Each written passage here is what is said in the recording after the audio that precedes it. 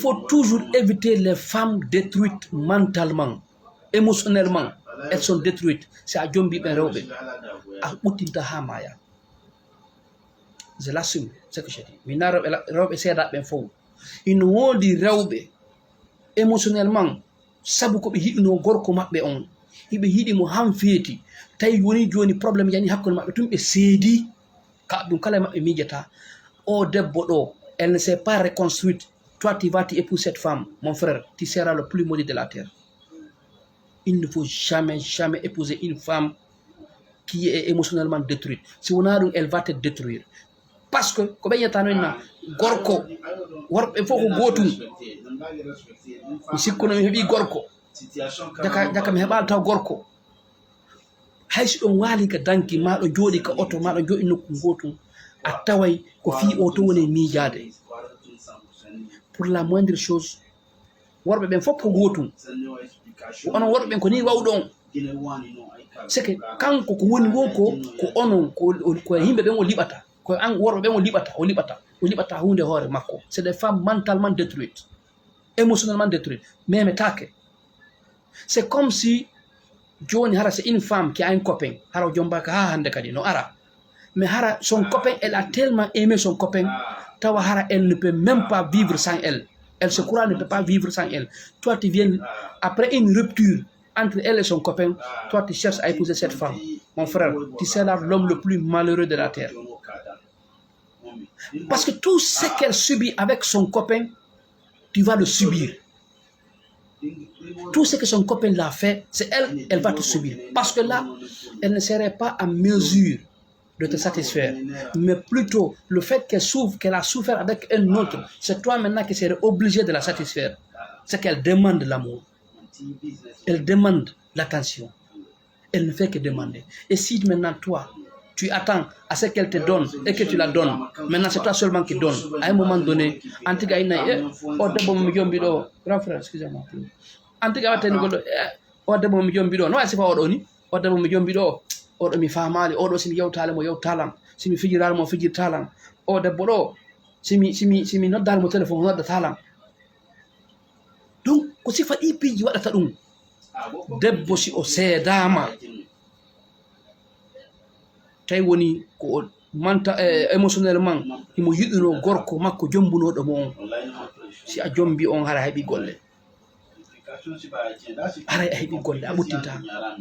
Debbo seedaɗo siɗa faala andugol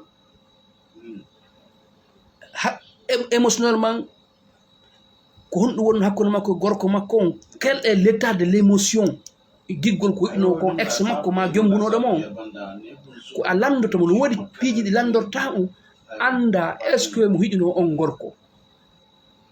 Min ala ko mi waɗanali on gorko, ala ko mi waɗali, hay gude an ɗe mi yeyano mi naɓanamo, mi sodanamo plat, mi waɗanamo ɗum ɗo. Elle ne fait que se plaindre kanko mi wullito tum. C'est des signes, c'est des signes. Himo wowla tum o wowlata ko ex mari makko waɗanimo kon, o wowlata ko ex mari waɗanimo kon, ko kanko waɗani kanko, ko kanko tum waɗani on. Wota lando o fenayi o wolnalama gonga. Elle se sent blessée ko o woyiwa buutori barminande himo yiɗi on. Sa himo wolde fi makko himo yiɗimo, sa jombimo heɓi golle haysi ɗon jooɗi ara ko fi on e miijade memetake. Kono si tawi woni hihi e nder ko yewtoton kon o wi'ima wondema a Allah mo yiya men seedu, a min ko men seedi kon vraiment ɓe weltani Allah alhamdulillah. Har mi tampi juuɗe makko kono machallah weltiki ko waɗanimi ko yo Allah yoɓumo. Kono ko min seedi ko min miɗe weltani Allah min seedi vraiment alhamdulillah. Yimɓe si wondi ko harske maɓɓe lanna, si tawi ɗi konnguji ɗo ko yiɗo debbo seedaɗo mari o ɗo, elle n'est pas détruite émotionnellement. Kanko tigi mo weltori ko seedi koye gorko makko on oya andi ko kanko tampuno, wona kanko tampanno oya, ko on wonno moye tampinde. Si a jombi on ɗon on famodire. Joni exemple si tawno hara modi makko liɓantanomo dépense, an hiɗa mari feere liɓangol mo dépense, haysi on haɓoye ñande goo sa jombimo sa innimo yo fulkanno yata, par ce que mo andi jombunoɗo mo ha liɓantanomo dépense.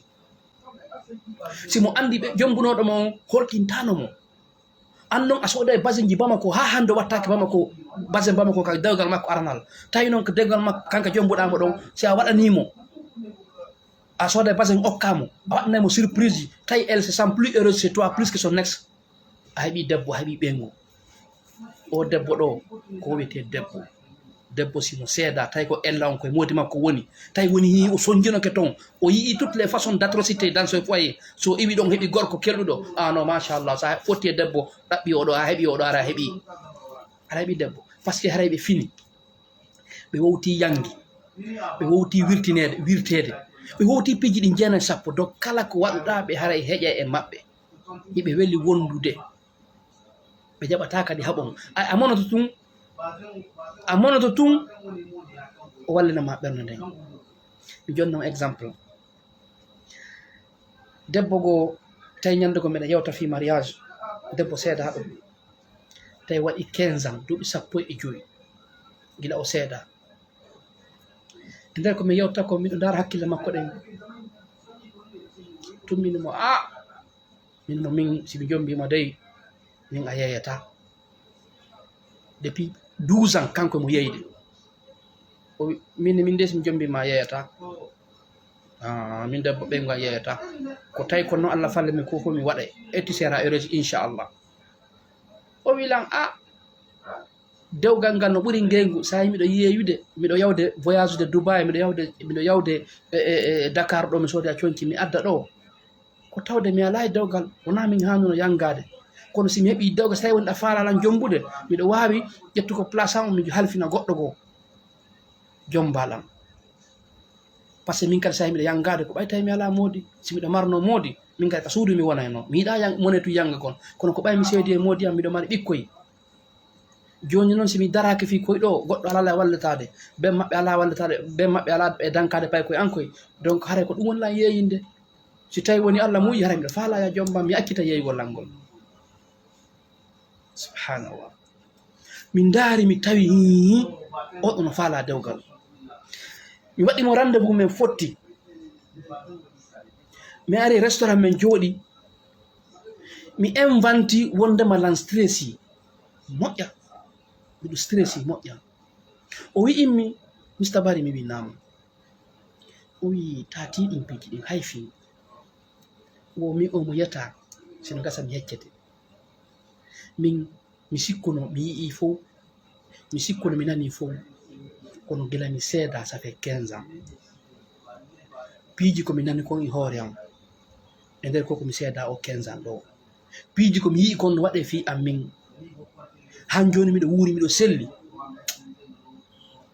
tawi miɗo hayfini somi hayfinan haren haɗo hande mi wonno Mr Barry hayfini ƴettu yaɓaka leydi wallahi summa wallahi min tigi mi jooɗi kami jooɗi ɗon ɓernande wi leppu tayle koko mi invanti minni machallah o debbo ɗo kala jombuɗo o debbo ɗo ara heeɓi ɓengu aw ko sifa o debbo seeɗaɗo ɗo du waɗa jombude si tawi a jombay debbo seeɗaɗo kono si tawi woni ko yo o critique u ex mari makko ma ex femme makko himo critique mo tumo critique mo mo critique mo si a naati ka oɗo ma sœur on wondata par ce que nde ɗon jooɗodi ko fi on woni e miijade fi mum ndeɗa yango yeeya gude maɗen ndeɗa yango yeeya piiji maɗen fi o gorko ɗo taway kanko mo jooɗi mo miijade fi oya ko honno on o wondirta e on ko hongal o rewrata fi o wontide on taw ko ɗum woni miijade andi feere alama soñjoɗa donc il faut beaucoup éviter ɗum ɗo hay ko entre parenthèse ni